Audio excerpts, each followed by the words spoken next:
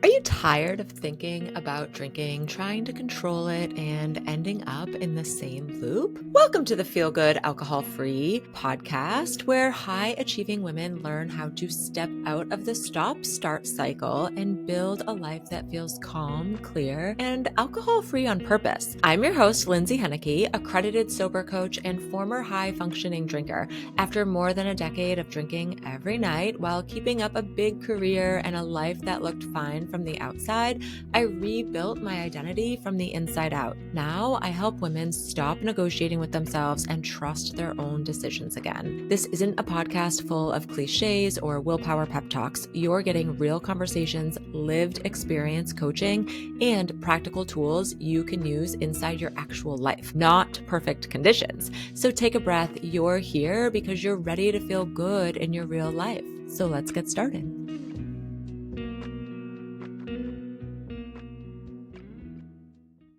All right, welcome back. I am so glad that you're here today. Let's just not waste a single second because we're going to talk about a pattern that I see play out every single year.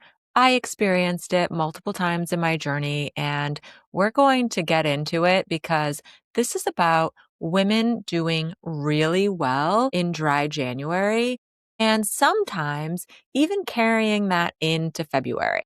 You will feel clearer, more confident. You're going to start to feel more like yourself as the alcohol has been out of your system for a while. But then a thought shows up, and this is maybe something that you've experienced before. So maybe you already have some information and data on when this happens for you. And I want you to know it's normal and it's probably going to happen multiple more times in your journey as you are building this version of yourself who no longer thinks about or drinks alcohol. And so here's the thought. I can have just one. Or I've been so good. I deserve this. And then what happens is we cross that line, and within days, you're drinking again the same way you were before dry January or before you took this break from alcohol. This can happen very quickly. It is a super slippery slope. I've experienced this myself, and so many women that I have worked with have said to me, I take this break and then within just a week or 2 weeks, I'm drinking more than I was before. So we're going to get into some of why that happens today. And I want you to know that when women come to me, they almost always say the same exact thing. And that is, Lindsay, I don't understand. I was doing so well. I was so motivated. And now I'm right back where I was. If you've ever said that or thought that, this episode is for you. So buckle up. Let's get into some of these details of why this is happening, because there's a reason why this happens. And it has nothing to do with motivation, discipline, or how badly you want this change, because I know that you want this change. So let's start with why January often goes so well. And we're still in January, so maybe you're feeling really motivated. Maybe you're kind of counting down the minutes because it's becoming really hard. Maybe you've had a couple of slips this January, or maybe, like I did many times when I would take a break, maybe you've already completely fallen off the wagon, and that's okay. Wherever you're at, I want you to know that we're going to get you right back where you want to be. So January works most often because it creates a structure, and there's a lot of motivation around it. You don't have to worry about saying a reason why you're not drinking, because you get to say, oh, I'm doing dry January. So there's like this little security around it. It keeps you safe, and there's a clear container. There's a clear start date.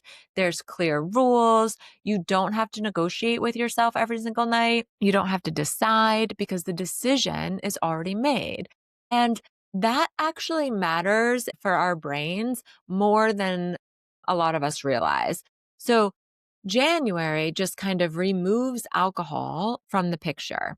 But here's the part that isn't usually explained very clearly. January or this clean slate that we think we're getting from a month like January does not change the underlying patterns and thought tracks that we've built in our lives, it just pauses it. So let me get into that a little bit. Now, what ends up happening is February is where the things start to get wobbly because your structure fades, life opens back up, social plans come back. The stress is still there. And you no longer have the security blanket of saying, oh, I'm doing dry January. You actually have to start figuring out, how do I want to show up around alcohol? How do I want to respond around alcohol? And also, by the way, how do I do life without alcohol? Because before I had that structure of a dry January. So, what I want to do in this episode is really prepare you for what you can expect when the security of a month like dry January is over. Or maybe you're already kind of experiencing some of those things. And I want to hear from you if you are, because these are the exact things that women come to me for and we start to dismantle during our work together. So it's about, how do I live my life without using alcohol to respond to everything from stress to social to just, I deserve it, and that reward system. Because here's what starts to happen when all of those things, when life starts to get lifey again, and you don't have the security of something like January, this familiar voice returns. It says things like, well, you've already proven that you can stop. You're different now. You can have just one. And the problem is not that this thought shows up. The problem is that nothing new was built to respond to it. Like, you have to start to implement new tools and how you want to respond so that you're building the version of yourself who no longer drinks. You're building the version of yourself who doesn't even think about alcohol. And the way you do that is to rewire your response. And the way that you do that is to rewire your brain of how it responds when these thoughts come up. When alcohol re enters the picture, the system that you were running before turns right back on. Your brain didn't forget the pattern. It was just waiting for it. You had paused your old way of life through January. And when you cross that line, it's going to happen fast. This is the part that feels most confusing because you're going to start thinking, how did I go from feeling so good to this? And the answer to this question is very simple, and it's also a little uncomfortable. If you've been listening to me for a while, you know that getting uncomfortable is part of this process. And my secret power is helping women and teaching them how to get comfortable being uncomfortable. Taking a break doesn't teach you what to do when alcohol becomes available again. And most women only practice not drinking when it's off the table. So, dry January, for example, alcohol is just off the table. And what happens is when you're doing that, you're not practicing choosing differently when alcohol is an option. You're not practicing sitting with discomfort instead of escaping it. You're not practicing handling the moment when just one glass sounds really reasonable in your brain. So when the access to alcohol comes back, the old response fills the gap automatically, efficiently, and without effort. Because remember, our brains are wired to keep us in the comfort zone, lazy, keep us lazy for sure, because it wants the familiar. That's what keeps you safe. Now, familiar and safe is not going to help you meet the version of you who doesn't drink, period. Okay. That was a little harsh. I apologize, but that's the truth. You don't come to me or listen to me to get like sugar coated pep talks. You're here for the raw truth, and that's what I'm going to deliver to you always. Okay, this is the perfect time to pause during this episode because if you're doing dry January, I want to talk about something that actually makes it easier to stick with without relying on willpower. One of the biggest reasons that dry January feels hard isn't the alcohol itself. It's losing the ritual, the glass, the wind down, the feeling of this is my moment at the end of the day. And that's why I love the Zero Proof so much. They curate genuinely high quality, non alcoholic wines, spirits, and cocktails. And I'm not exaggerating when I say this. I have tried a lot of NA options over the years that completely missed the mark. These don't. The taste is there, the experience is there. You get to keep the ritual and you wake up feeling clear, proud, and actually rested. No hangover, no regrets. For Dry January, they have put together these incredible curated bundles. Whether you want to try a weekend, a week, or go all in for the month, it takes the decision fatigue out of it, and it makes sticking with the whole Dry January and not giving up, it makes it so much more doable. So if you're curious, I've linked my favorites in the show notes, including their Dry January bundles and best-selling non-alcoholic wines. This is one of those swaps that genuinely supports the life that you're building. So go ahead and check it out, and your Dry January is going to feel so much easier. So, okay. Here's why the shame feels even worse this time. This is my favorite part, okay? Because the other thing that I really integrate into my practice with women is compassion. And not only teaching you how to have compassion for yourself, but you are always 100% going to get compassion from me in these moments because I know exactly what it's like to be stuck in the shame loop and not know how to get out of it. I was there, and honestly, it's the worst place to be. My dad used to say something. This is a little bit of a tangent, but my dad used to say, I'd rather shovel SHIT, then blank, whatever the thing was. And so I would say this, I would rather pick up my dog crap in the backyard every day, all day, than ever feel the shame of what it's like to break the promise to myself over and over again of saying that I wouldn't drink and then drinking. Like that is the perfect way for me to sum up how I feel about the shame related to drinking. So this is what happens. This shame is going to creep up, and it's not because your perceived failure, which I also want you to reframe that word, was bigger than the last time. It's because in this instance, you had hope this time. You felt the difference. You're in this long sort of streak of not having alcohol in your system, and you're seeing what life could feel like without alcohol. This is the big difference here. And also, just back to my point about using this word failure, we're closing in on Dry January. Maybe we're at like the midway point, or you are feeling really good and you have a lot of hope because the alcohol is out of your system. Now, if you have had a slip in your Dry January, do not say that you failed Dry January. You made a little mistake. Replace the word I failed with I made a mistake. The logical person in you, because I know that you are a successful, high achieving woman, when you make a mistake, you're like, okay, what did I learn from this? And what do I need to do differently next time? So that's just a little reframe that I want to offer you. Maybe right now in your Dry January, you're feeling what life could feel like without alcohol.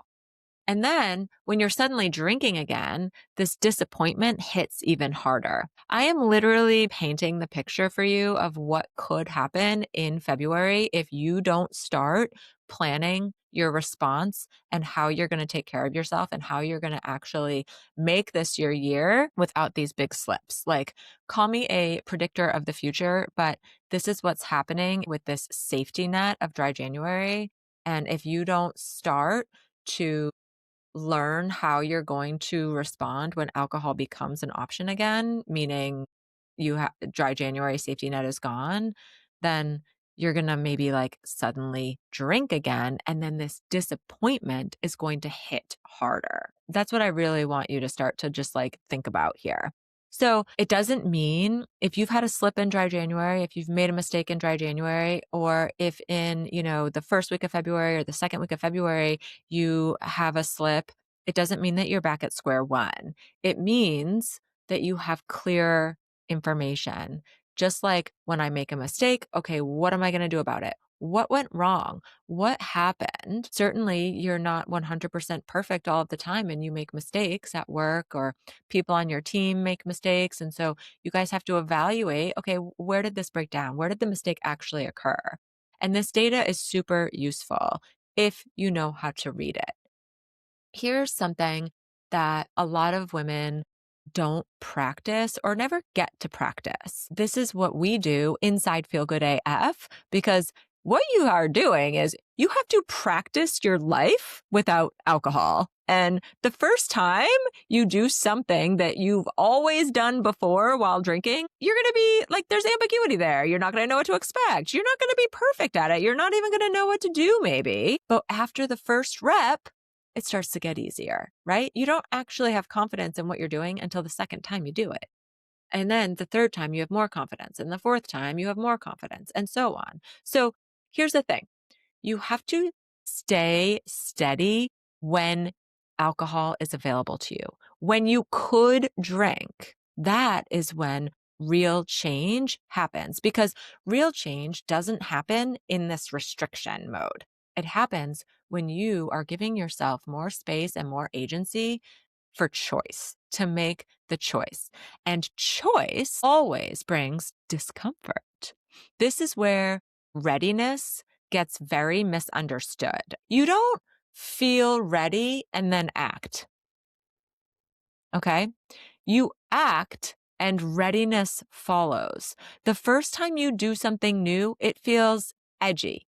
The second time, it feels familiar. The third time, it feels possible. Okay, so like I just said before, the second rep is always easier. And this isn't because you're stronger, it's because your system now knows what to expect. Every time you let yourself experience a little discomfort without escaping it, you teach your system something important. You teach it, this is safe. And that is how resilience is built. Okay, let's switch gears a little bit. We are going to talk about why having just one is so incredibly convincing to ourselves. Just one isn't really about the drink. It's about certainty, okay? Because after a break, you've been maybe in a little bit of the uncomfort zone. Let's call it 31 days of dry January. But after a break, or after a while, you might get fatigued from being in that growth zone, as I call it. So alcohol is going to feel familiar. And that is what you're seeking. So you've been on a break for a while from drinking, but alcohol is familiar. You want that comfort of the familiar. It's predictable, it's reliable. Good or bad, you know the outcome of what happens when you drink. And so when life feels really ambiguous or uncomfortable, your brain is going to reach for what it knows will work, at least temporarily. That's why thinking your way out of this never lasts. Your experience and what you do is what will change the pattern, not promises, especially the ones that we don't keep. I want to talk a little bit about breaks from drinking versus real change. Now, a break can be helpful, obviously. It is giving you information that is moving you along in your journey. But when we're focusing on it as a break, it has an expiration date, just like dry January's expiration date is January 31st. So it's like our brain is sort of thinking about what we're going to do on February 1st. So real change is built when you learn how to handle discomfort without panicking. It's built when you learn how to stay present with yourself and how you're feeling when these urges show up. And this is giving you a little agency and some space and time to choose differently without needing all of these rules that you've created for yourself. So the women who don't spiral in February are not stronger. They're just better supported. They've practiced the part that so many people skip. Okay. So, this is why doing this work and practicing it in a supported container can be so helpful for you because once we start spiraling and the mind goes, then it's really hard to dig ourselves out of that. And that's exactly what I do inside my coaching containers. I teach you exactly how to change your thought tracks so that you stay consistent and so that you are taking care of yourself when the mistake happens, because the mistake of drinking is not happening at 5 or 6 or 7 o'clock at night. The mistake is actually being born at like 1 o'clock in the afternoon, maybe earlier for you, maybe a little bit later, but that's when the mistake is born. It's born in your thoughts. Okay. I'm going to give you a simple assignment here. I want you to open your notes app and answer this question honestly. When does the just one voice usually show up for me? And so that's what I'm talking about here. I'm talking about that 1 o'clock in the afternoon time when the pressure at work is rising. You've been back to back all morning. You haven't even looked at your email yet that day. And you've got 15 messages in Slack or whatever. Your whole team is trying to reach you. And you're like, oh my gosh, can I please have 5 seconds to shovel a sandwich down my throat? That's when the voice is like, it's been a rough day. I can have just one. So that's kind of an example of it. That's when that mistake is being born. So I want you to be really specific and answer, when does the just one voice usually show up for you? Is it after a good week? Is it after maybe the scenario I just described is you're like, oh my gosh, that's every day for me. That was every day for me at my last job, which I loved. I loved the people so much. But some days I was like, "Oh my gosh, can I please just eat my sandwich and take care of myself?" So maybe for you, it's after a good week, after stress. Maybe you're bored. Maybe it's after social plans or leading up to social plans. After you start feeling better, maybe like you hit these little milestones or maybe bigger milestones. A lot of women that work with me inside my coaching containers, they hit these large milestones of, 60, 75, 100 days. And that is when this voice comes in. And when they're working with me and they stay in it, when they don't abandon themselves, if they do cave and have that drink, I'm there to support them so that it doesn't turn into a bigger slide. And sometimes it can, it happens fast. And so you have to stand up for yourself and not abandon yourself in those moments. So, I want you to write down when that just one voice happens. What do you usually do next after that? When that starts to creep in, what do you usually do? And I don't want you to like fix it or judge it. I just want you to be really aware of what is it that is happening and what your next move usually is. Because awareness isn't going to end the pattern. So we're going to get into what's next. Awareness shows you exactly where the work needs to happen. And so that's what I mean. The mistake is born well before you pour that drink. Okay. And if you want this year to look differently, you need to have a plan for after the break, not just during it. Your plan needs to the more important piece is actually what your plan is for February 1st and beyond. Because I see this every single year, every time somebody takes a break, as soon as that just one glass voice starts talking to them, you have a million reasons already to rationalize and justify having it because your brain is cranking up the familiar. Your brain is like, hey, hey, hey, I know what to do. I know what to do right now. But we have to remind ourselves, brain, I don't think that way anymore. And when you're doing this on your own, when you are stuck in those deep thought tracks that bring you right back to justifying having that glass of wine, it is so easy to get onto a slide of drinking and feeling like you're right back where you were before that break. I'm sharing this episode today because I want you to be preparing for that. And if I could list all of the women who said this to me, last year, between the middle of February and the middle of March is when I took in the most new clients I had ever taken in before into my business, into Feel Good AF. And it was because they went into a slide in mid-February, and within a couple of weeks, they were like, "Oh my god, I don't know how to get out of this.